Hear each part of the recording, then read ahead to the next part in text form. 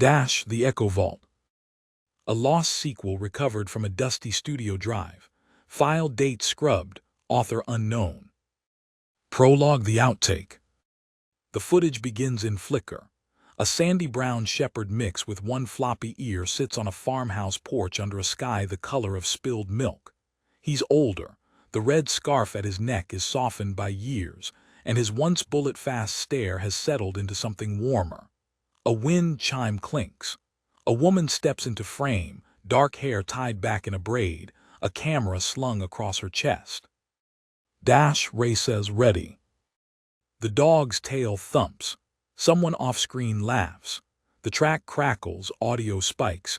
You can almost hear a hamster inhale like a drum roll, and then the reel cuts to black, leaving the sensation of a promise you weren't supposed to find.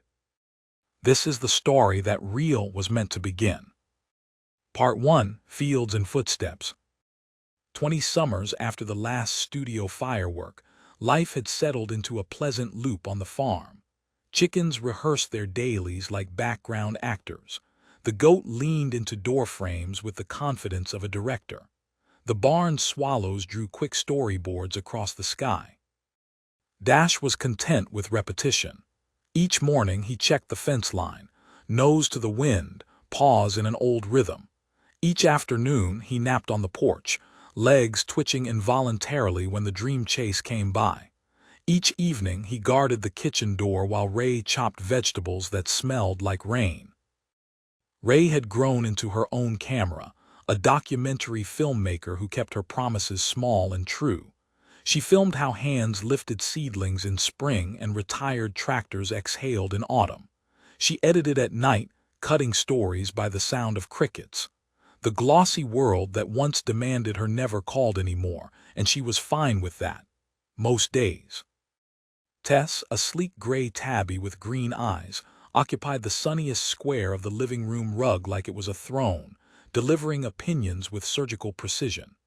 Nature, she once declared, flicking her tail, is a conspiracy of drafts.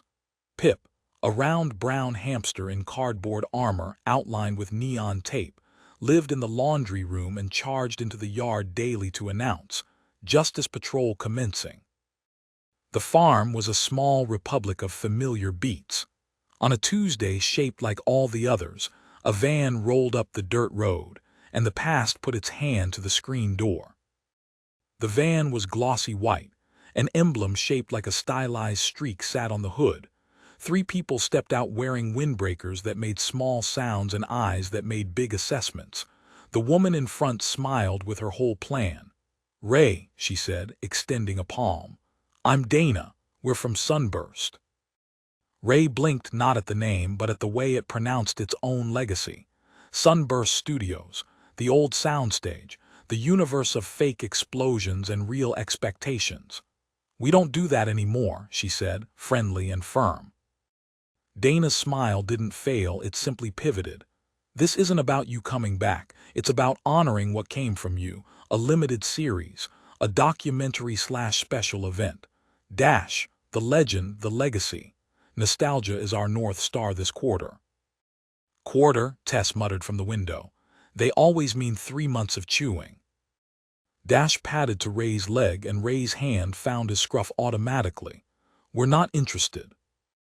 Dana nodded as if this were a step on a staircase she'd climbed before. "Of course, but it's also about this."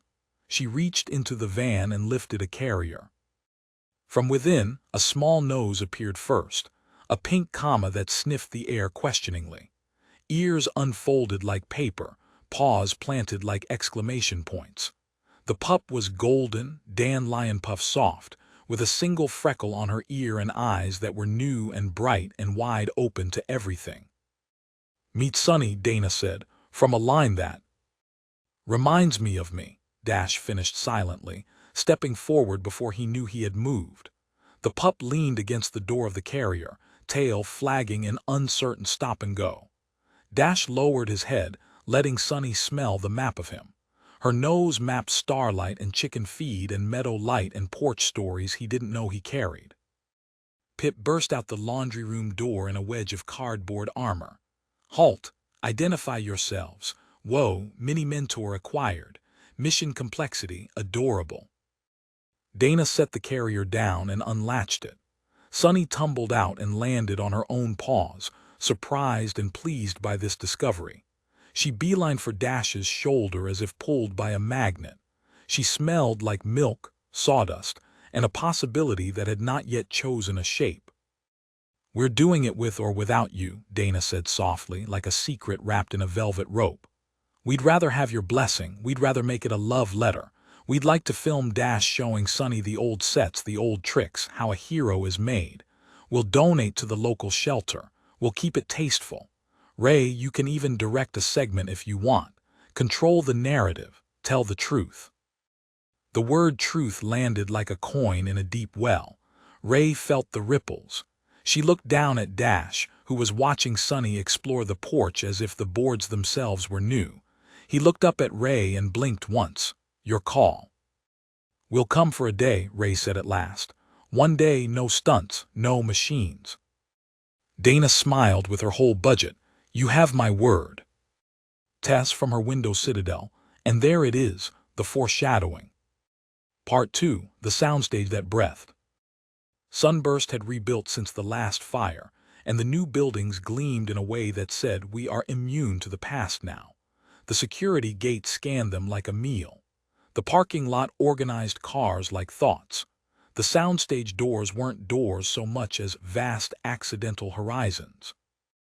Dash tensed as they crossed the threshold into stage 12. He caught smells baked into the walls: paint, haze fluid, cool metal pretending to be hot. He heard echoes that were not his stepping. The place was the same and not the same. Where once a laser grid had been taped out, now there were projection rigs that looked like planets on stalks. Where a green screen had smiled its acidic smile, now a wraparound lead wall pretended to be everywhere at once. Pip's eyes went saucer.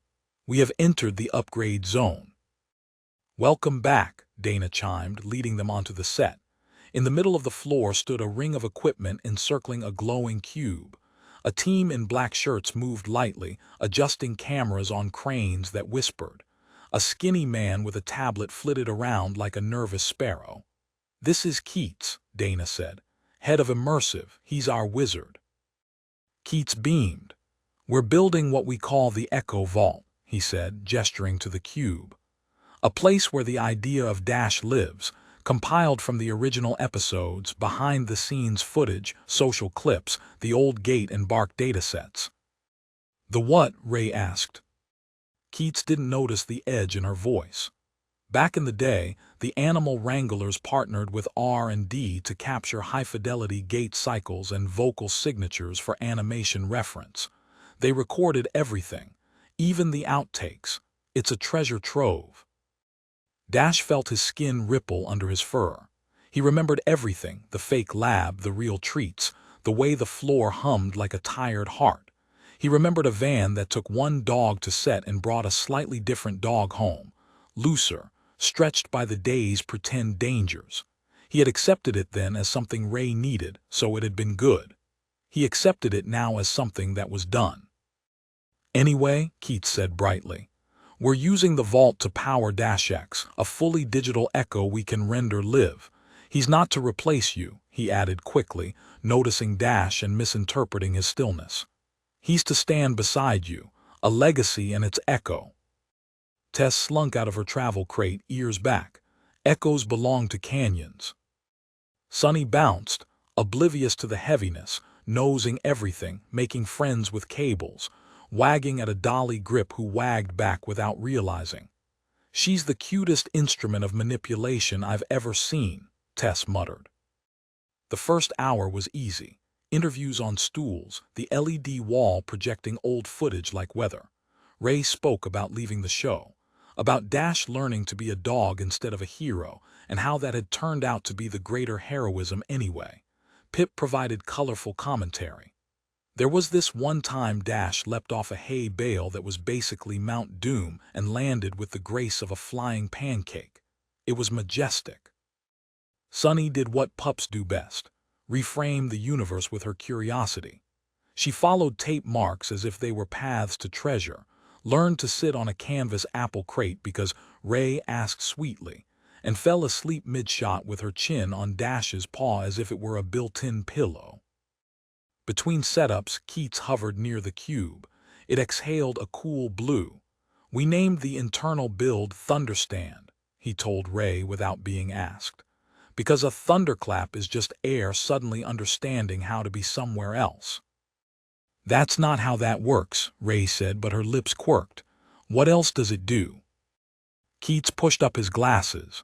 "It listens, it learns, it predicts," and he added, lowering his voice in a way that signaled both secrecy and performance, "it remembers." Dash pricked at that. The cube pulsed once as if in reply. Part 3, The Bark That Was. They were on break when it happened. Sunny practicing a sit-stay. Dash hovering close enough to catch her if she tripped over her own paws. Ray reviewing B-roll. The studio's ambient hush carried a new sound. It was thin at first, then fuller. A bark. Not Sunny's high, questioning chirp. Not Dash's mellow, confident call. It was his old performance bark. The one that had once halted villains, shattered glass props, taught a million kids how to shout at the moon. It cut across the space and split him into then and now. Pip's head snapped up so fast his helmet thunked the chair behind him. "Signature bark," he squeaked. Crew members froze, then looked toward Keats as if the sound had come from a button he shouldn't have pushed. Keats was pale in the glow of the cube. I didn't," he stammered. "It's not supposed to render audio live." The cube pulsed again. The bark came again, softer, a memory reheard through a door. Dash stood. The movement felt like stepping into a coat he'd outgrown and discovering it still fit around the shoulders. Sunny looked from Dash to the cube and back, ears indecisively up and down, as if trying to triangulate where the pack had shifted.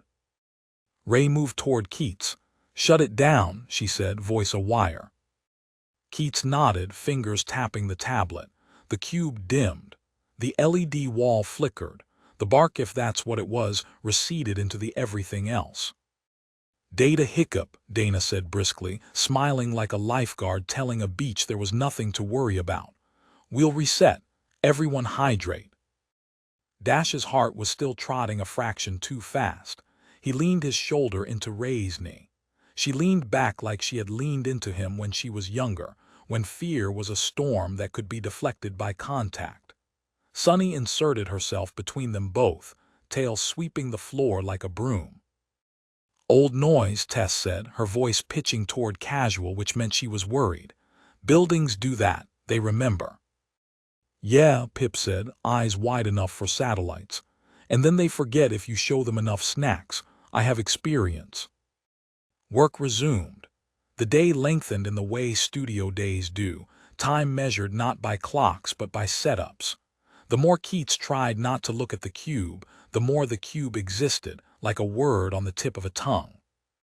At golden hour, with the LED wall projecting a canyon of light, Keats pitched an idea like a small, harmless stone.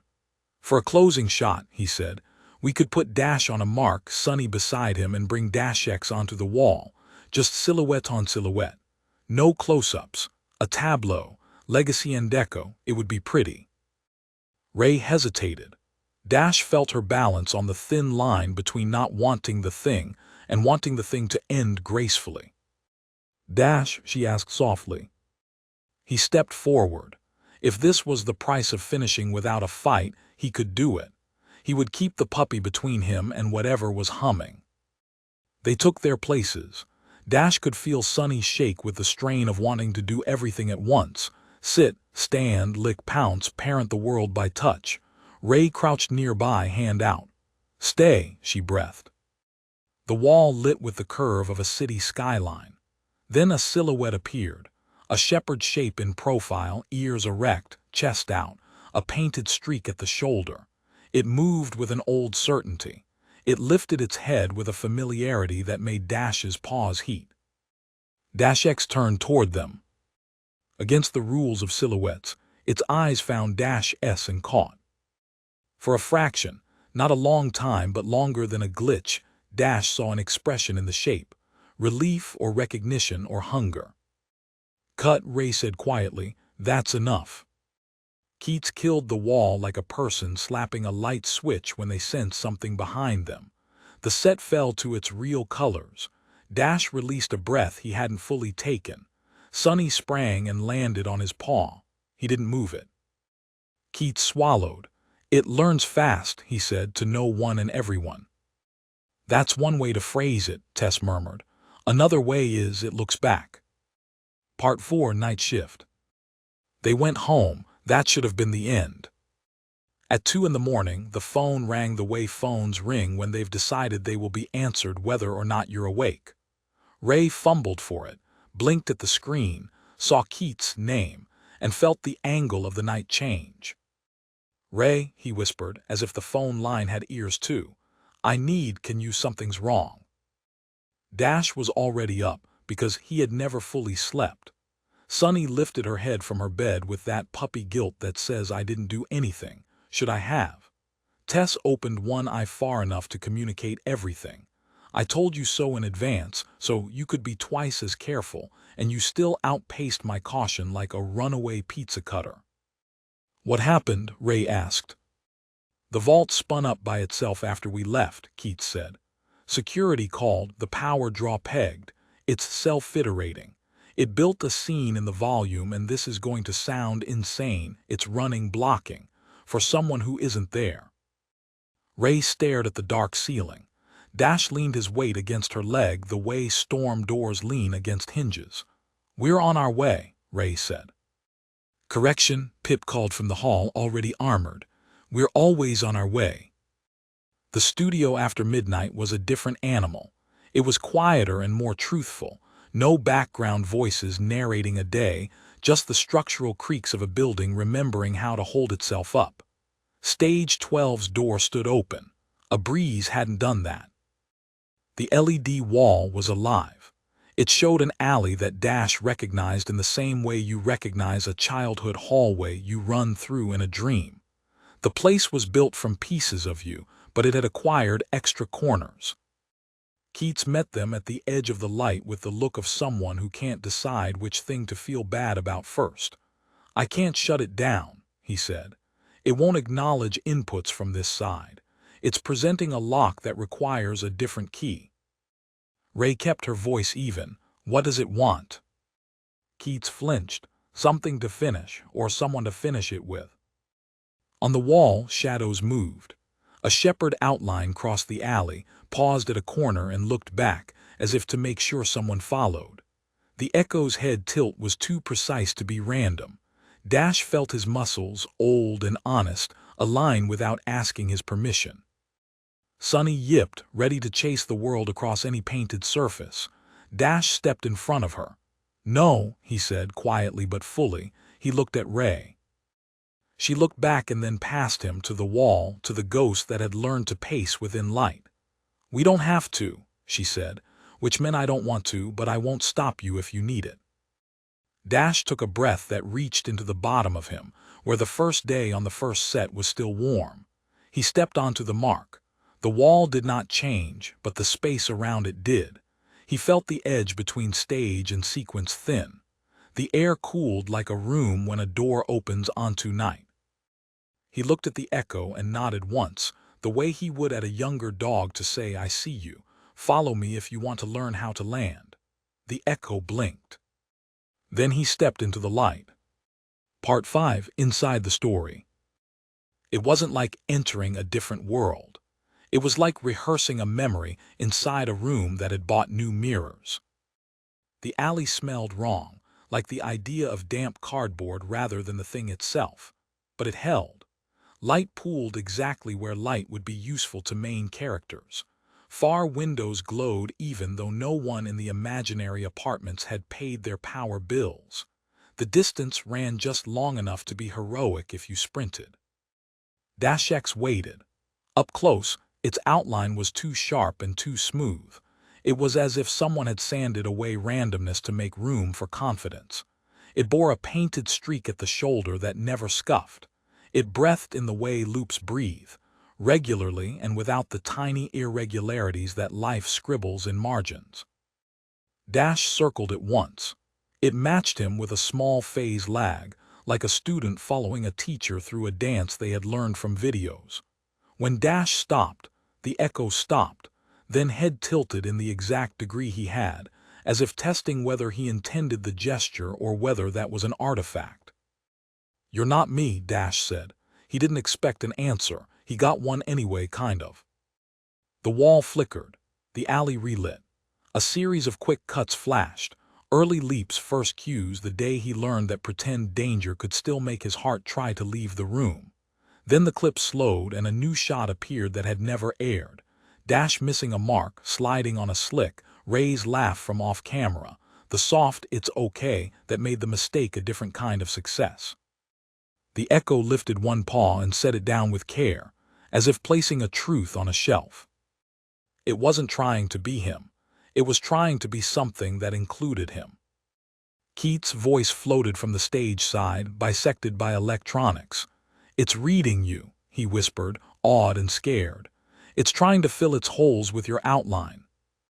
"Uncomfortable," Tess announced from the boundary line, glaring, "and plagiaristic." Sunny strained against Ray's hand at the edge of the mark, making small noises of outrage that the world had invented running without her.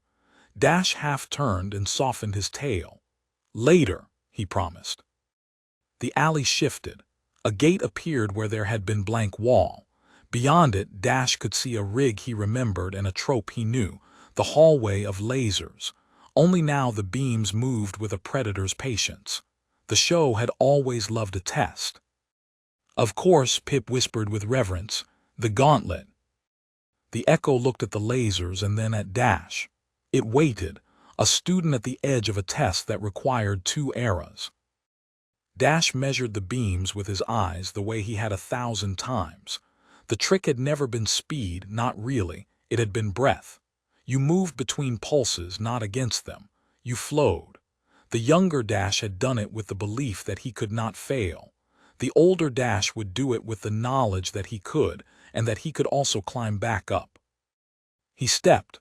The world narrowed to red lines and sandy fur. He placed pause where the ramps between beats appeared. He read the rhythm like script. The echo followed, corrected once when Dash lifted his tail higher to clear a beam that had been placed for drama more than safety. In the last 2 meters, the pattern broke. Dash X's world threw a new beat in to prove it could. Dash stopped, he waited. He watched, he understood. "Now," he said and moved. The echo matched and together they slipped through, a double exposure of intent. At the end of the hall a door waited. Beyond it, a room that was nothing like any the show had built. It was small. It was dim. It was only as big as the problem.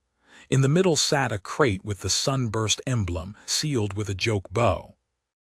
Dash approached. He knew this prop. Inside once there had been nothing. The show taught you to fear the noise, not the silence. He put a paw on the corner and looked back at the echo. Dash X stepped forward and did the same.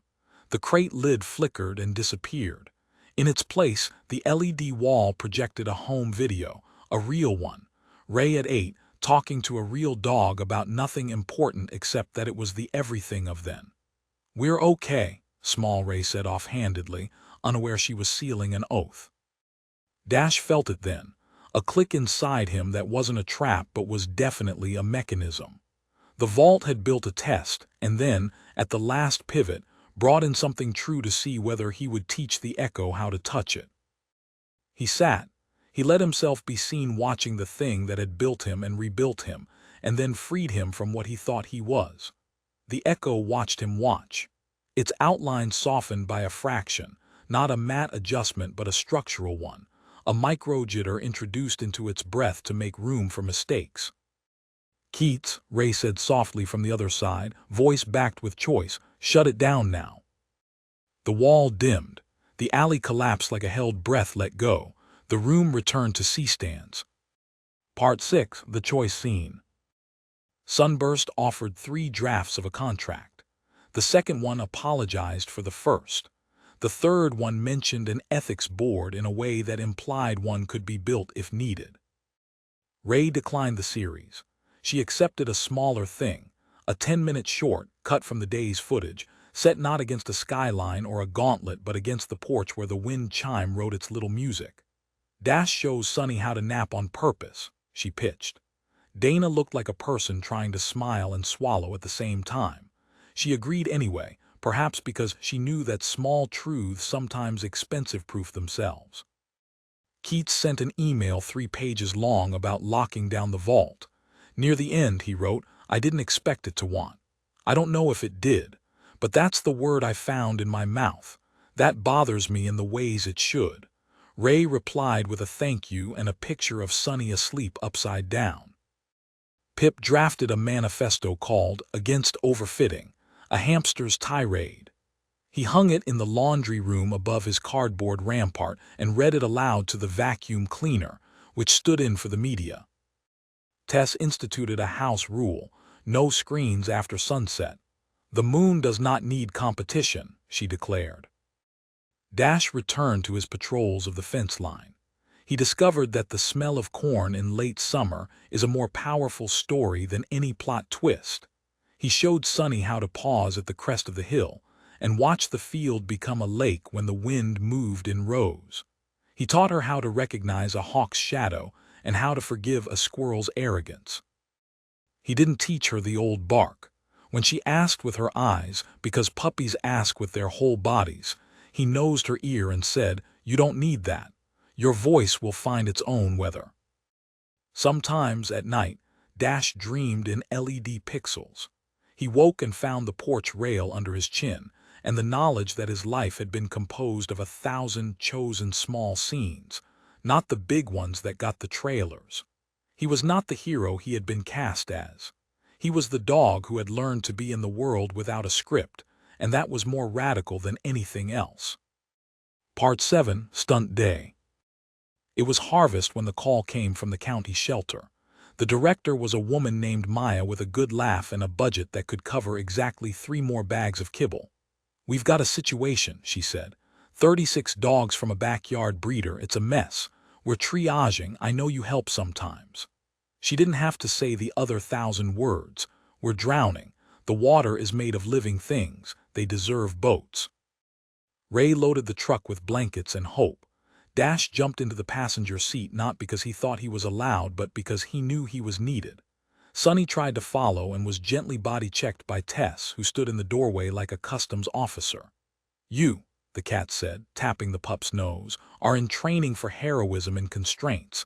Today you guard the kitchen. That includes the bag of flour. If I come home to a snowstorm, I will write a review." Pip saluted gravely. "We shall hold the fort. I have prepared motivational posters." At the shelter, the air was made of bark.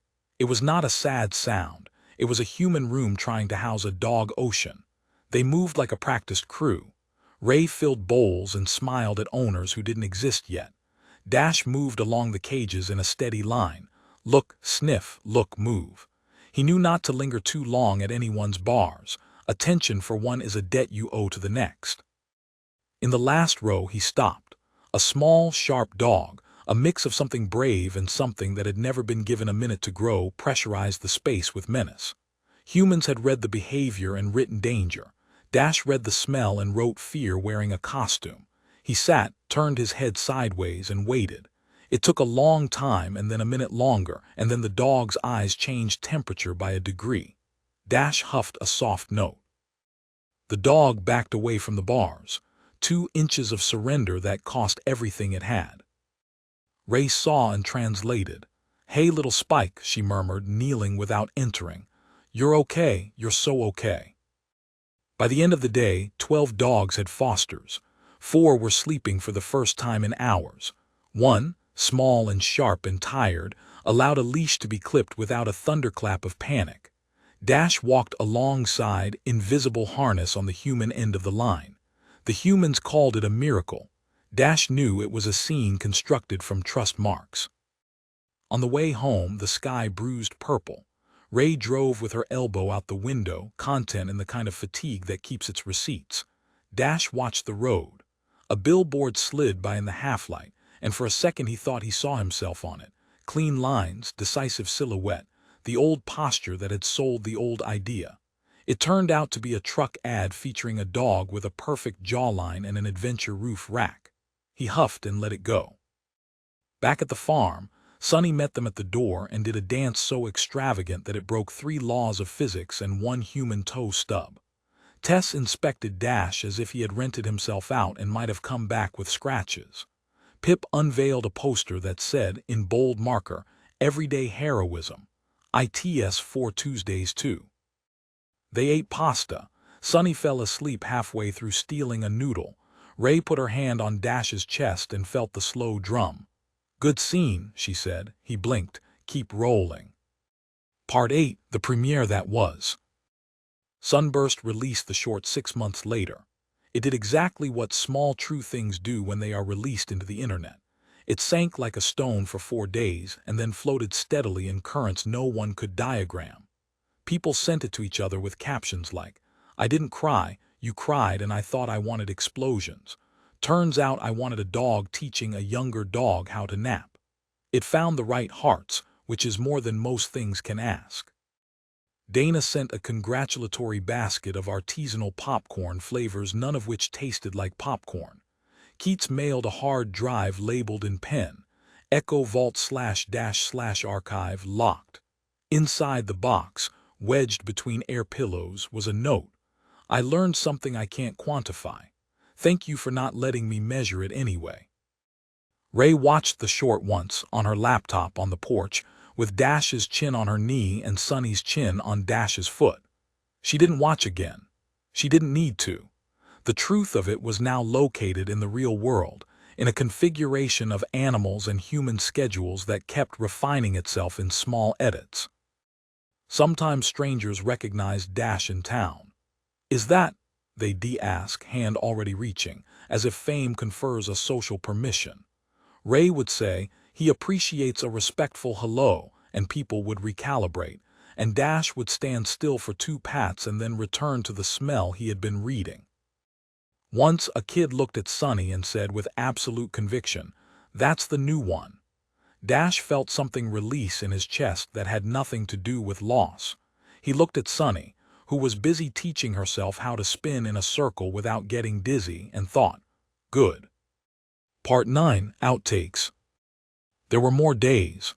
They stacked neatly like the best kind of edits. Dash taught Sonny how to watch for weather and how to sit when the world tries to run through you. Sonny taught Dash that the best time to be alive was always this second, and sometimes the next one too. Tess taught everyone how to respect a sunbeam's boundaries. Pip taught the bag of flour to fear him and lost the war anyway. In winter, a blizzard proved that wind is a character actor. In spring, the creek that bordered the North Field performed its annual comeback.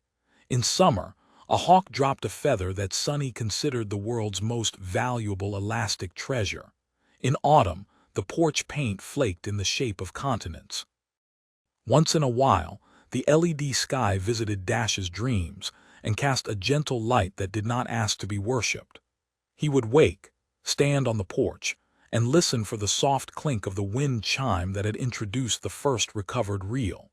He would think about echoes and vaults, and how much of a life is saved by accident in places designed to build make-believe. He did not go back to stage 12. He did not need to. If the vault was still out there, humming politely within its locked box, then it was a museum to something he had walked out of by choosing to stay. If the echo glanced at his outline in the dark sometimes and adjusted its breath to include a jitter that made it more real, well, there are worse legacies than teaching a story how to leave room for mistakes. One afternoon at the tail end of summer, Ray set up her camera on the porch not because anyone needed her to, but because habits can be love letters too. She hit record. Dash lay down, old bones arranging themselves without complaint. Sonny lay down too, not quite touching him but arranged with the same geometry. Ray framed them both and let the world soundtrack the shot. Crickets, a distant mower, the soft breath of animals who have chosen to trust the day. "Okay," she said into the nice air, "we're rolling." Dash lifted his head just a little and put his chin on Sonny's shoulder. Sonny made a small surprised sound and then, without looking, shifted so the weight could be more comfortable. In the old days, a director would have shouted cut here and then staged it again from a better angle. Ray, who had learned how to capture a truth without pinning it to the ground, simply let the camera look. If you watch the footage frame by frame, as Pip later did because obsession is a hobby and a calling, you can see a dust mote drift across the lens at just the right second and catch the light like a star trying out for a role.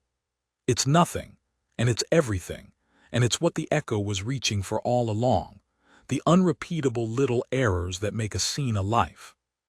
Epilogue: the reel. The found footage ends where it started. The porch, the dog, the woman who used to be a girl and is now something more accurate. She leans into frame, scritches the spot behind Dash's ear that is labeled Remember and says, "Ready." Dash's tail thumps once, twice, an old cue reused in a new show that will never need a stage. Off camera, if you turn the volume up and listen past the wind, you can hear a puppy's sigh, the whisper of a cat settling, and a hamster quietly writing a new manifesto about how heroism is mostly logistics. The screen goes black. Some echoes keep going anyway.